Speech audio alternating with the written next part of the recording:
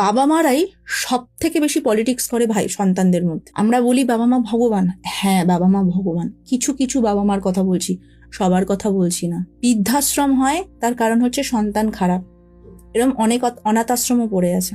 দিনকাল যা পড়ছে, মানুষ আর মানুষই নেই।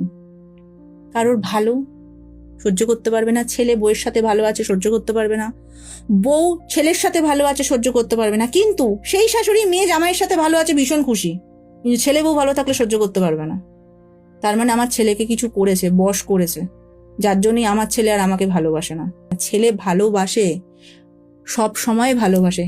পরের বাড়ির মেয়েটাকে ইম্পর্টেন্স দেওয়া হচ্ছে তার মানে এই না যে সেই মেয়ে কিছু করেছে। সারা জীবন বাবা মা বেঁচে থাকে না, শেষ দিনের সাথী হয় বউ। আমি মনে করি হাজব্যান্ড ওয়াইফ হচ্ছে একটা সাইকেলের দুটো চাকা, সামনেরটা যদি ভেঙে যায় পেছনটা চলবে না, পেছনেরটা ভেঙে গেলে সামনেরটা চলবে না।